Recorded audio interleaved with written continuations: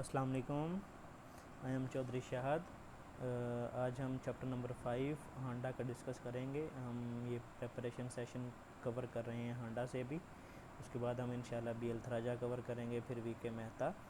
इसमें आपने एक चीज़ ये फ़ॉलो करनी है कि आपने जो है वो टॉपिक वाइज चीज़ें लेके चलनी हैं। जैसे आपने चैप्टर नंबर 1 टू लेके 5 तक ये RLC सर्किट या बेसिक इलेक्ट्रिकल को डील करते हैं। तो इसी तरह जब हम आपने ये 5 चैप्टर कवर कर रहे हैं तो इसी के साथ ही आपने बी एल थराजा और वी के मेहता के बेसिक इलेक्ट्रिकल के भी कवर कर लेने हैं। तो जो बी एल थराजा के चैप्टर आएंगे वो चैप्टर नंबर 1, 2 एंड 5 आपने कवर करना है, एंड 6। और उसके बाद जो है वो जब आप वी के मेहता पे जाएंगे तो उसके पहले जो है वो 3 चैप्टर, और उसके बाद पैरेलल RLC, सीरीज़ RLC और AC सर्किट का जो चैप्टर है ये भी साथ ही कवर कर ले रहे हैं, ताकि आप जब आप जो RLC के हों या आप सिंपल न्यूमेरिकल्स के हवाले से जब आपकी प्रैक्टिस हो वो इतनी ज़्यादा हो MCQs के साथ हो जाए कि ये आपको जो कॉन्सेप्ट हैं वो अच्छी तरह रिकॉल हो जाए। आपने ये नहीं करना कि पहले आप सारी हांडा कवर कर लें, उसके बाद आप बी एल थराजा पे आएँ, फिर बी एल थराजा पूरी कवर करके फिर वी के मेहता पे आएँ। तो आपने क्या करना है, जो कि न्यू स्टूडेंट हैं जो भी प्रेपरेशन कर रहे हैं, तो वो क्योंकि फेस्को और NTDC आपको जो है वो अभी हांडा और बी एल थराजा को फॉलो करती है, तो इसलिए आप हांडा और बी एल थराजा कवर करें। जिनको ऑलरेडी प्रेपरेशन हांडा बी एल थराजा की है तो वो साथ जो है वो वी के मेहता को भी लेके चलें। तो जिन स्टूडेंट के पास टाइम है और वो सिर्फ प्रेपरेशन कर रहे हैं तो वो वी के मेहता, चाहे वो फ्रेश भी हैं तो उनको भी मैं रिकमेंड करूँ कि वो वी के मेहता को भी करें, ताकि अगर इन केस पेपर जो है वो कॉन्सेप्ट बेस आएगा तो आपकी जो बुक्स के साथ प्रेपरेशन भी आपकी अच्छी होनी चाहिए। चलिए, आप चैप्टर नंबर 5 हम हांडा का कवर करेंगे, नेटवर्क थ्योरम, जिसमें हम डिफरेंट थ्योरम के हवाले से या करंट सोर्स, वोल्टेज सोर्स के हवाले से चीज़ें डिस्कस करेंगे। फर्स्ट ऑफ ऑल जो है वो आइडियल वोल्टेज सोर्स क्या होता है। Ideal voltage source is one which has terminal voltage which is completely independent of current through it. Practically, it is difficult to have ideal voltage source. It implies that infinite amount of energy can be drawn through it. The ideal voltage source does, however, furnish a reasonable approximate to several practical voltage source. Ideal voltage source कौन सा होता है कि ऐसा voltage source जिसमें से हम जितना मर्जी करंट ड्रॉ करें उसके वोल्टेज जो है वो चेंज ना हो। लेकिन हालांकि आइडियली ऐसा पॉसिबल नहीं होता है कि जब भी कोई किसी भी वोल्टेज जो जाए, चाहे वो जनरेटर ही हो, अगर जो उसके जो नो लोड वोल्टेज होते हैं और जब हम उस पर लोड डालते हैं तो उसके जो नो लोड वोल्टेज हैं वो डिक्रीज़ हो जाते हैं। उसकी रीज़न क्या होती है कि उसमें से लोड होता है, उसमें से लॉसेस हो जाते हैं, जिसकी वजह से उसके जो टर्मिनल वोल्टेज हैं वो डिक्रीज़ करते हैं। तो इस तरह जो है वो सिर्फ आइडियल वोल्टेज सोर्स में ही पॉसिबल है कि उसमें से हम कितना भी करंट जो है वो ड्रॉ करें उसके वोल्टेज डिक्रीज़ नहीं होते, लेकिन प्रैक्टिकली ऐसा नहीं होता। इस तरह आइडियल करंट सोर्स होता है। आइडियल करंट सोर्स क्या होता है कि उसमें से हम कितना भी करंट ड्रॉ करें उसका जो करंट है वो डिक्रीज़ ना हो, तो उसको हम आइडियल करंट सोर्स बोलते हैं। उसके बाद नेटवर्क, एक नेटवर्क है, उसके डिफरेंट एलिमेंट्स होते हैं, उसकी डेफिनेशन है। सर्किट क्या होता है? A circuit is a conducting part through which either electric current flow or is intended to flow. Passive element कौन से होते हैं? जो सर्किट में से एनर्जी अब्जॉर्ब करते हैं, उसमें रेजिस्टेंस है, inductance and capacitor are the passive element of network. क्योंकि ये जो आपके पैसिव एलिमेंट होते हैं ये एनर्जी अब्जॉर्ब करते हैं। लीनियर सर्किट कौन सा होता है? A passive element having linear voltage current relationship is known as linear circuit element. A circuit composed entirely of ideal source and linear element is known as linear circuit. ऐसे circuit जिसमें सारे जो element हैं वो linear लगे हुए हैं तो हम उसको लीनियर सर्किट बोलेंगे। नॉन लीनियर सर्किट कौन सा होता है? A circuit composed of one और मोर नॉन लीनियर एलिमेंट, जिसमें एक या एक से ज़्यादा नॉन लीनियर एलिमेंट हों तो वो नॉन लीनियर सर्किट होता है। बाइलेटरल सर्किट कौन सा होता है? A circuit having the identical properties in either direction is called bilateral circuit. कि ऐसा सर्किट जिसकी इनपुट से आउटपुट की तरफ और आउटपुट से इनपुट की तरफ जो प्रॉपर्टीज़ हैं वो सेम रहें तो उसको हम बायलैटरल सर्किट बोलेंगे। एक्टिव नेटवर्क कौन सा होता है?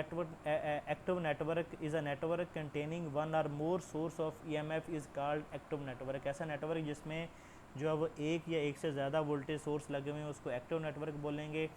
पैसिव नेटवर्क कौन सा होता है? A network containing no source of EMF is known as passive network. जिसमें कोई भी EMF का सोर्स ना हो उसको हम पैसिव नेटवर्क बोलेंगे। नेटवर्क ग्राफ्स हैं, इसमें डेफिनेशंस हैं। नोड क्या होता है, pin at which two or more element are connected together, उसको नोड बोलते हैं। ब्रांच इसको बोलते हैं। Single path with node at both ends जो है वो उसको ब्रांच बोलते हैं। लूप क्या होता है, set of branches forming a close path जिसको बोलते हैं, उसको लूप बोलते हैं। मैश है a loop which does not contain any other loop within it, उसको मैश बोलते हैं। ट्री क्या होता है, any set of branches which does not contain any loop and connect every node to other node, every other node, उसको हम tree बोलते हैं।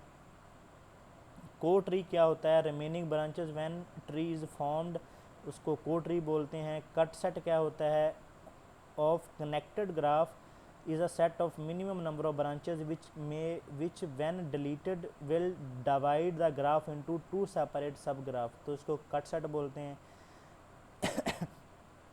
अब ये बहुत इंपॉर्टेंट फार्मूले हैं दो, ये MCQs भी आएगा नीचे। एक नंबर ऑफ ब्रांचेस हमने निकालनी हो तो नंबर ऑफ नोड्स -1 कर देंगे तो नंबर ऑफ ब्रांचेस हमारे पास आ जाएंगी। नंबर ऑफ लूप इक्वेशन अगर हमने निकालनी है तो B ब्रांचेस -n नोड्स +1 करेंगे तो ये हमारे पास नंबर ऑफ लूप इक्वेशंस आ जाएंगी। ठीक है, ये आपने फार्मूला याद रखना, लूप इक्वेशन वाला, ये अक्सर MCQs NTS में आ जाता है। अच्छा, उसके बाद KVL और KCL है। KCL क्या है, किरचॉफ करंट लॉ।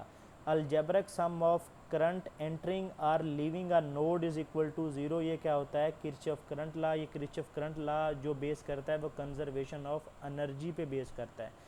दूसरा जो किरचॉफ का लॉ है KVL, Kirchhoff voltage law. Algebraic sum of voltage around a close path is equal to 0, तो जो किरचॉफ वोल्टेज लॉ होता है ये कंजर्वेशन ऑफ चार्जेस पे जो है वो बेस करता है।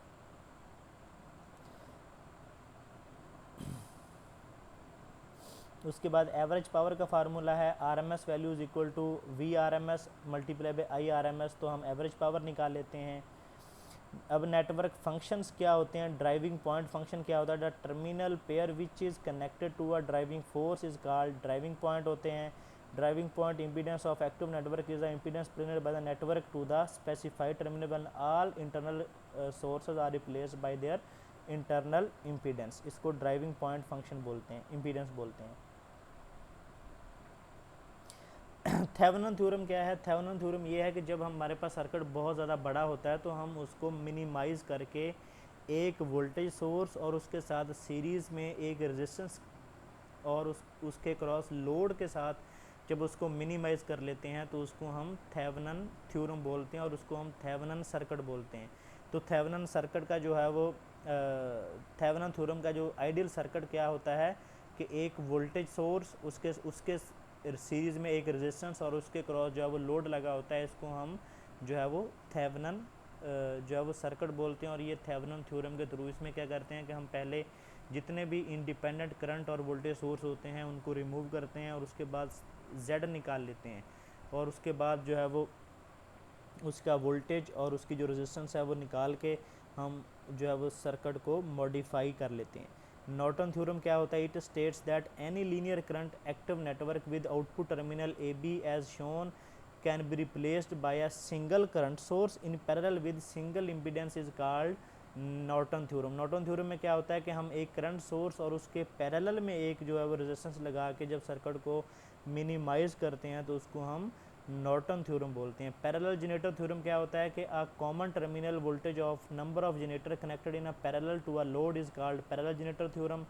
इसमें क्या होता है कि हम डिफरेंट जनरेटर्स को जो है वो सेम वोल्टेज की जो बस बार होती है उसमें हम आपस में जो है वो मैच कर सकते हैं, उनको सेम बस बार पे लगा सकते हैं। रेसिप्रोसिटी थ्योरम क्या होता है, if an EMF in a circuit A produce a current in circuit B, then the same EMF in a circuit B produce the same current in a circuit A is called reciprocity theorem।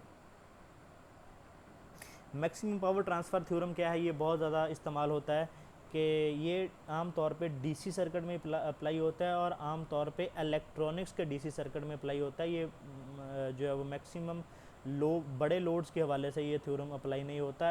ये theorem है क्या, a resistive load will abstract maximum power from network when the load resistance is equal to the resistance of the network as viewed from the output terminal when all source of EMF removed leaving behind their internal resistance। कि जब भी load की resistance और आपके source की resistance equal हो जाएगी तो आपका जो सर्किट है वो मैक्सिमम पावर ड्रॉ करेगा। उसके बाद टेलीगान थ्योरम है, it is a power delivered by a active element of network is completely absorbed by the passive element at each instant of time is called Telegraph theorem। Laplace transform है, ये आगे हम जो है वो डिफरेंट, ये Laplace transform given है। Unit step की लेप्लास ट्रांसफॉर्म 1/s होती है, इम्पल्स फंक्शन की e⁻st, रैम्प फंक्शन की 1/s² होती है।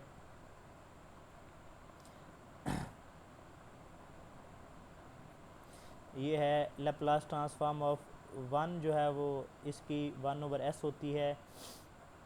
साइन ओमेगा टी की ω/s² प्लस ω² होती है। कॉज ओमेगा टी की s²/s² प्लस ω² होती है। लेप्लास ट्रांसफॉर्म ऑफ टी की 1/s² होती है। i² की 2/s² होती है। ये आपने इम्पोर्टेंट है, याद रखनी है। e⁻⁻t साइन ओमेगा टी की ω/s प्लस ω² प्लस α² प्लस ω² होती है। e⁻⁻t कॉज ओमेगा टी की s plus α/s plus α² plus ω² होती है। साइन h बीटा टी की β/s² माइनस बीटा होती है। कॉज h बीटा टी की s/s² माइनस बीटा टी होती है, माइनस β² होती है। ये अल्फ़ा टी की जो लेप्लास ट्रांसफॉर्म 1 होती है, ये बहुत इंपॉर्टेंट है, ये अक्सर आ जाता है एनटीएस में। चलें इसके एमसीक्यूज डिस्कस करते हैं। एमसीक्यूज नंबर 1 है कि नॉन लीनियर नेटवर्क कौन सा होता है, डज नॉट सेटिस्फाई ये both homogeneous as well as superposition condition को जो वो फॉलो नहीं करता। एमसीक्यूज नंबर 2 है ideal current source has zero internal conductance, जो करंट सोर्स होता है आइडियल उसकी इंटरनल कंडक्टेंस ज़ीरो होती है। एमसीक्यूज नंबर 4 है टर्मिनल वेयर 3 और मोर ब्रांचेस मीट, उसको हम नोड बोलते हैं। 5 है अ close path made by several branches, तो उसको हम लूप बोलते हैं। एमसीक्यूज नंबर 6 है which of the following as non linear VI characteristics, तो vacuum diode, transistor, filament bulb, ये जितने भी एलिमेंट मेंशनड हैं ये सारे नॉन लीनियर हैं। एमसीक्यूज नंबर 8 है Kirchhoff law is applicable to, ये एसी और डीसी दोनों सर्किट में जो है वो एप्लीकेबल है। एमसीक्यूज नंबर 9 है if abscissa represents a current and coordinate the voltage the characteristics of ideal current source will be represented by vertical line. 10 number MCQs है ideal voltage source has zero internal resistance, जो ideal voltage source है उसकी जो internal resistance होती है वो zero होती है ताकि उसके जो इंटरनल में वोल्टेज ड्रॉप है वो ज़ीरो हो। एमसीक्यूज नंबर 14 है which of the following is a bilateral element, ये कैपेसिटेंस है जो नॉन पोलर कैपेसिटर होता है उसकी चाहे वो आप कोई भी टर्मिनल पहले कर लें उसकी जो कैपेसिटेंस है वो सेम रहती है, उसका फंक्शन भी सेम रहता है। एमसीक्यूज नंबर 15 है relationship between voltage and current is same as to opposite direction of current in a case of bilateral network में ये ऐसा होता है। एमसीक्यूज नंबर 30 है नेटवर्क विच कंटेन्स वन और more than one source of EMF, इसको हम active network बोलते हैं। 35 नंबर एमसीक्यूज है inductance of coil can be increased by using core material of high relative permeability.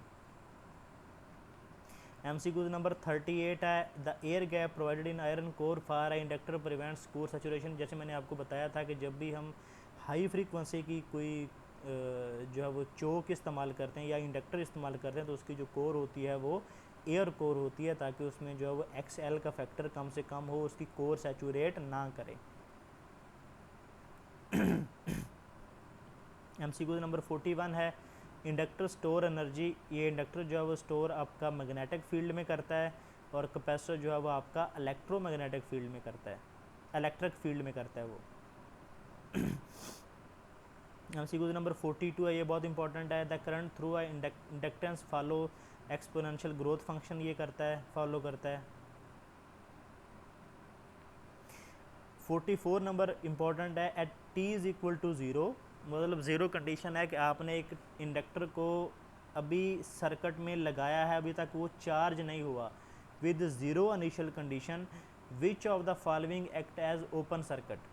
ये जब ओपन सर्किट हम डिसाइड करेंगे वो with respect to high frequency वाली एसी की से रिस्पेक्ट करेंगे। अगर हाई फ्रीक्वेंसी एसी हो तो जो आपकी एक्स एल है वो क्या होगी, वो इनफाइनाइट होगी। एक्स एल जब फ्रीक्वेंसी इनफाइनाइट होगी तो एक्स एल भी, क्योंकि X L is directly proportional to frequency, तो वो आपकी एक्स एल भी इनफाइनाइट होगी। तो ये जो आपका इंडक्टर है ये ओपन सर्किट बिहेव करेगा ज़ीरो इनिशियल कंडीशन पे। 45 है with zero initial condition, inductor at T is equal to infinite. जब वो इंडक्टर काफ़ी देर सर्किट में चार्ज हो चुका है तो आपका जो इंडक्टर होता है वो act as a source of current, तो ये as a current source act करता है आपका इंडक्टर। 46 है power factor of pure inductor zero होता है, क्योंकि जब आपका इंडक्टर लगाएंगे तो करंट और वोल्टेज के दरमियान जो एंगल होगा वो 90 डिग्री होगा और कॉज 90 क्या होता है, ज़ीरो होता है। 47 नंबर एमसीक्यू है, which statement about the inductance is incorrect. ये सी वाली जो स्टेटमेंट है वो इनकरेक्ट है।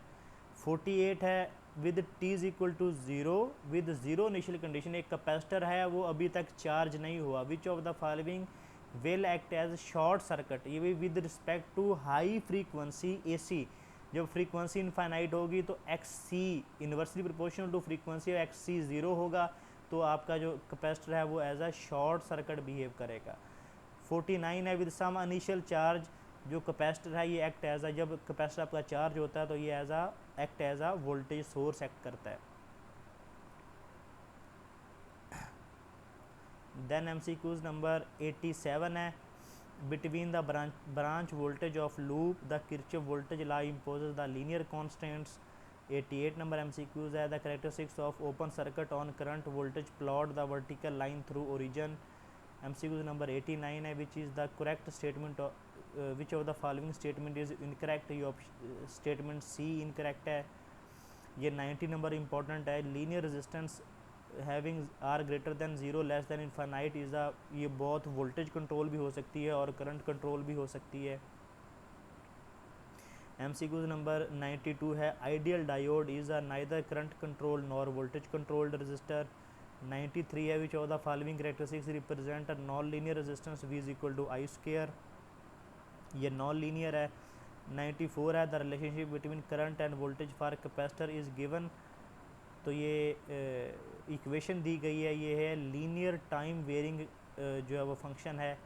95 है, the expression of current and voltage of inductor, ये गिवन है, ये भी लीनियर टाइम इनवेरिएंट फंक्शन है। उसके बाद 97 है, the superposition theorem is applicable to, ये जस्ट आपका लीनियर सर्किट पे सुपरपोजिशन थ्योरम यूज़ होता है, ये नॉन लीनियर पे इस्तेमाल नहीं होता।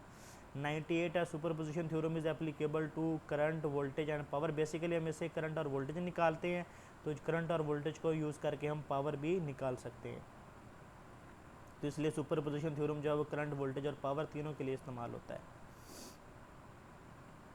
ये स्टार और डेल्टा कनेक्टेड सर्किट के हवाले से है। अ स्टार 100 नंबर एमसीक्यूज है, a star circuit has each element of resistance R/2, the equivalent delta element will be 3/2R होता है। एमसीक्यूज नंबर 101 है, delta circuit has each element value of R/2, the equivalent element of star connected होता है R/6 होता है। 102 है, in case delta connected circuit with one resistor is open power will be reduce to, ये 1/3 होती है। वैसे तो चलें इसका जो मैं आंसर है वो अपडेट करूँगा बाद में। 103 है, for a 3 phase star connected circuit linear current और फेज करंट, लाइन करंट और फेज करंट बराबर होता है आपके स्टार कनेक्टेड सर्किट में। 104 है, which of the following is a true for 3 phase delta connected circuit, तो डेल्टा में line current is equal to 3 phase current होता है।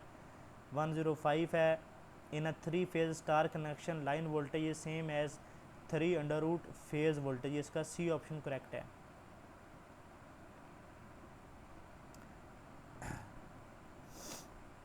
एमसीक्यू नंबर 113 है, in order to find Z in Thevenin theorem, इसमें क्या करते हैं हम, all independent voltage sources are short circuited and all independent current sources are open circuit, हम उसको ओपन कर देते हैं। 119 नंबर MCQ है, while calculating R Thevenin in Thevenin theorem and Norton equivalent all independent sources are made dead। 120 है, application of Norton theorem to a circuit yield equivalent current source and impedance in parallel. ये Norton theorem में हम equivalent current source लगाते हैं और उसके parallel में एक इम्पीडेंस लगाते हैं। 121 है, Millman theorem yield equivalent voltage and current source.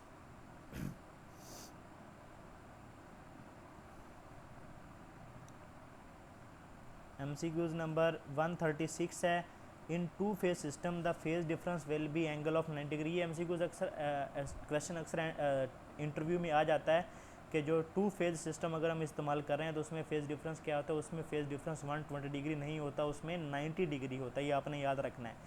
3 phase में 120 डिग्री होता है फेज डिफरेंस, लेकिन 2 फेज में 90 डिग्री होता है। 139 नंबर MCQs बहुत इंपॉर्टेंट है, superposition theorem require as many circuit to be solved as there is a sources. 140 है, number of independent equation to solve a network is equal to number of chords. MCQs number 147, Laplace transform of unit step function 1/s होता है, Laplace transform of unit ramp function 1/s होता है, Laplace transform of unit parabolic function 1/s cube होता है, S is a Laplace transform of unit doublet function का होता है। 151 है, unit ramp function when integrated yield a unit parabolic function. 152 है, a unit impulse function is obtained in a differentiation of unit step function. 153 है, Laplace transform of e⁻⁻t 1/s plus alpha. Laplace transform of t into e⁻⁻t 1/s plus a का square alpha का square. ये वो जो अभी equation का MCQs है, अ planar graph of 6 branches है और 3 मैशेज हैं। The total number of nodes कितने होंगे, ये 4 होंगे, ब्रांचेज 6 - 3 + 1। 157 है, a Laplace transform of t e⁻⁡t 1/s - alpha. 158 है, the Laplace transform of t is a 1/s square. 159 है, Laplace transform of unit impulse function 1 होता है। And that's all from this chapter. तो इस तरह जो अब हमारा जो चैप्टर नंबर 5 है ये भी कंप्लीट हो गया, जिसमें हमने डिफरेंट नेटवर्क थ्योरम्स के हवाले डिस्कस किया। तो इसका भी ज़रा थोड़ा सा डिटेल जो चैप्टर है वो VK मेहता में हम डिस्कस करेंगे, जिसमें जो है वो ये थ्योरम के हवाले से जो MCQs हैं वो ज़्यादा हैं। इसमें से 2-3 MCQs इंपॉर्टेंट हैं कि जैसे जो भी हम सुपरपोजिशन थ्योरम है वो कहाँ पे यूज़ करते हैं, जहाँ पे ज़्यादातर सोर्सेज होते हैं। उसके बाद हम जो है वो थेवेनिन रेजिस्टेंस कैसे फाइंड करते हैं कि हम ऑल जो इंडिपेंडेंट करंट सोर्स है उनको हम ओपन कर देते हैं, वोल्टेज सोर्स को हम शॉर्ट कर देते हैं। तो इस तरह के, या ये जो है वो नंबर ऑफ़ ग्राफ का टोटल नंबर ऑफ़ नोड्स के हवाले से या टोटल नंबर ऑफ़ इक्वेशन के हवाले से MCQs आ जाता है। तो ये ज़्यादा टॉपिक इंपॉर्टेंट हैं। तो अगर कोई चीज़ MCQs या कॉन्सेप्ट समझ नहीं आया तो आप कमेंट कर सकते हैं, ठीक है। वीडियो को लाइक एंड शेयर कीजिएगा और चैनल को सब्सक्राइब भी कर लीजिएगा। ओके जी, अल्लाह हाफिज़।